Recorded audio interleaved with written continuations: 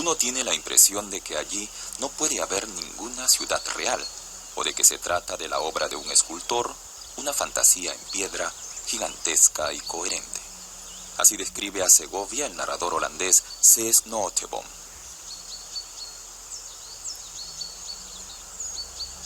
O como si fuera la obra de un escenógrafo genial. El Alcázar recuerda un castillo de hadas sacado de los estudios de Walt Disney. En el centro de la ciudad sobresale la catedral, que el filósofo español Ortega y Gasset comparó con un místico transatlántico. Segovia se presenta contra el trasfondo de la meseta castellana en pleno centro de España. El nombre le viene de la época romana, cuando la ciudad se convirtió en una importante plaza militar.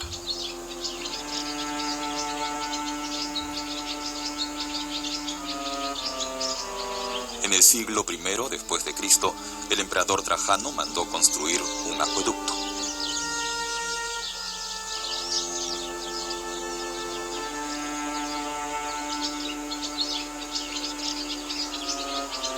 Pero, ¿cómo mencionar a tanta gente? Al esclavo que trabajó en las obras del acueducto, al centurión que sentía nostalgia de Roma, tantos distintos individuales condensados en un solo renglón del libro que narra el hecho, todos confundidos en el invisible laberinto del tiempo.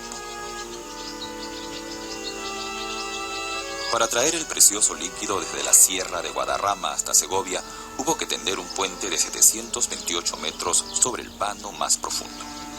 Desde entonces, 118 arcos cubren esa hondonada en la parte baja de la ciudad.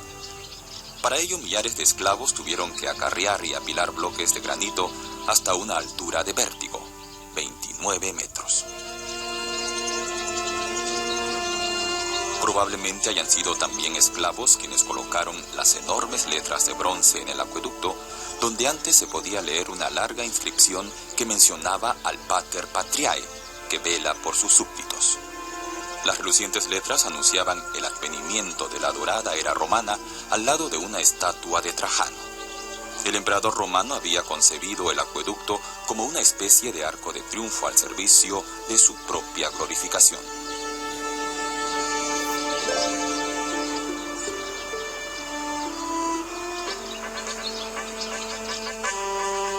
Siglos más tarde, esta fortaleza les pareció a los reyes de Castilla un escenario adecuado. Escogieron como residencia favorita el Alcázar de Segovia, que descuella majestuosamente en el paisaje circundante. Detrás de los almenados muros del castillo se desarrollaron importantes capítulos de la historia española. También a la joven Isabel de Castilla le gustaba instalarse aquí. Su consorte, Fernando Aragón, anda de viaje cuando en el año 1474 llega la noticia de la muerte de Enrique IV, medio hermano de Isabel.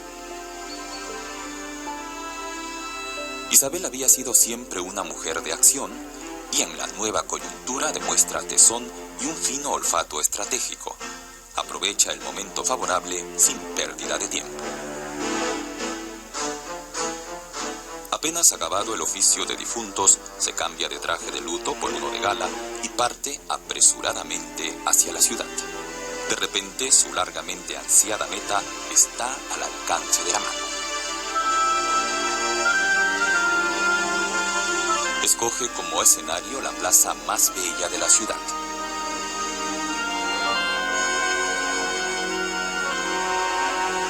En la plaza mayor, Isabel manda levantar a la carrera un podio y se hace proclamar reina. Su esposo no se enterará del hecho hasta días después.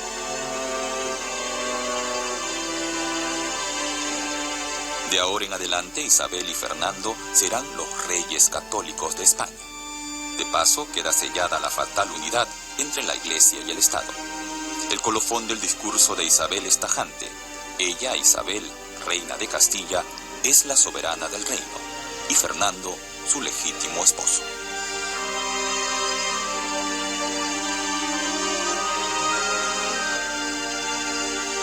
En el Alcázar de Segovia se conserva hoy una réplica del trono de los reyes católicos adornada con una inscripción que dice: tanto monta, monta tanto. Es decir, que cada soberano cabalgará tan alto como el otro. El lema lo habían adoptado antes de una batalla. El caso es que Isabel la Católica supo dejar las cosas bien amarradas a su favor en el Tratado de Segovia.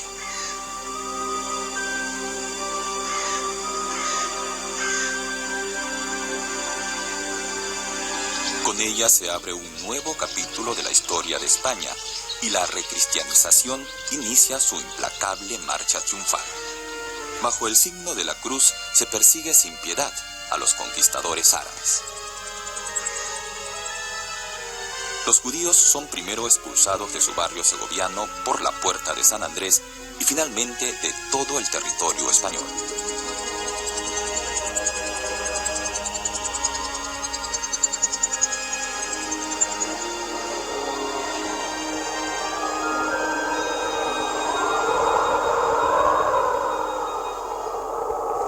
Bajo el emperador Carlos V, nieto de Isabel la Católica, el Alcázar se convierte en bastión de los leales a la corona en su lucha contra los insurrectos de la villa.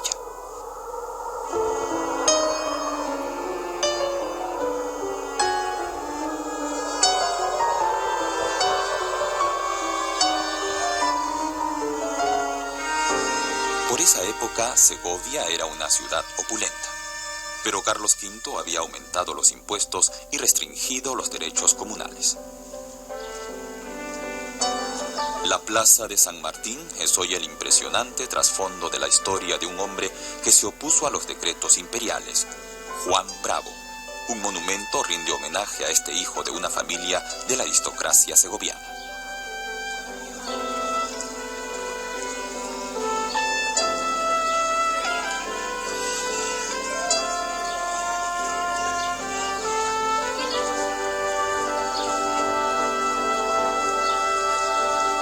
En el año 1520, Juan Bravo encabezó la primera revolución moderna en España, sino incluso en toda Europa. Exigió rebajas fiscales y más libertad para las comunidades. Como consecuencia, estalló la sublevación en Segovia y pronto se extendió a otras ciudades. Tras una serie de sangrientos combates, los rebeldes fueron derrotados. Juan Bravo y 73 de los comuneros fueron decapitados en Segovia.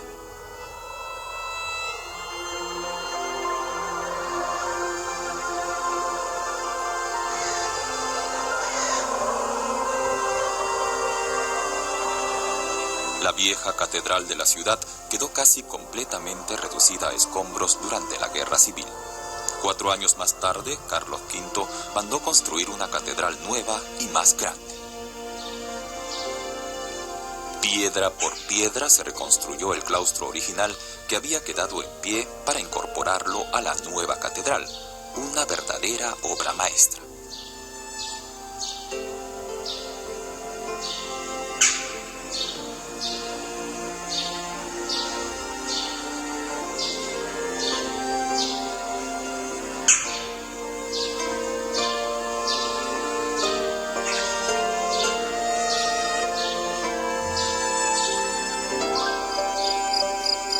Le llaman la fina dama de la catedral, y a veces parece hacer honor a su epíteto. Aquí no mora ningún dios amable. Al contrario, esto es una fortaleza, una expresión del poder y la opresión del pueblo. En este edificio de estación ferroviaria, bañado por una blanca luminosidad, las altas paredes son otras tantas barreras. Tal es la impresión que le causa a C. Snooteboom este enorme templo cristiano, una de las últimas obras arquitectónicas góticas de España. Carlos V y el capítulo catedralicio optaron conscientemente por el estilo gótico en una época en que en el resto de Europa ya se había impuesto el estilo renacentista. La catedral de Segovia representa la unión entre el Estado y la Iglesia. Visible desde muy lejos, era un símbolo más del inmenso poderío de la corona española.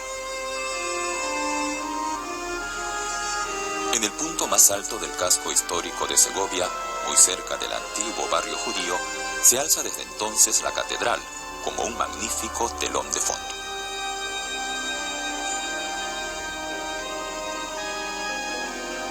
En homenaje a Isabel la Católica, el estilo arquitectónico de la catedral recibió el nombre de gótico isabelino.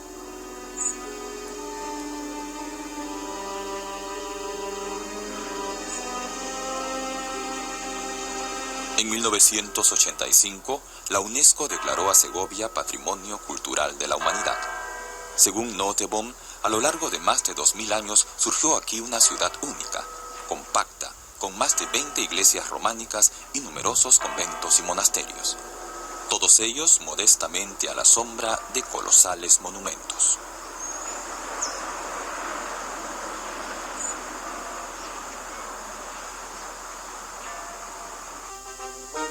Como por ejemplo la pequeña iglesia La Vera Cruz.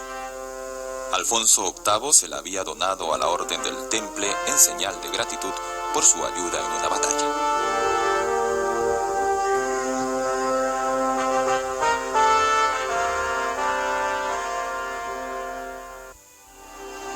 Aquí no se repitió la historia. Aquí sencillamente duró demasiado. Escribe C.S. Nottebohm sobre Segovia. La historia es lo que ha sucedido. El conteo de partículas tan pequeñas que ya no se pueden medir.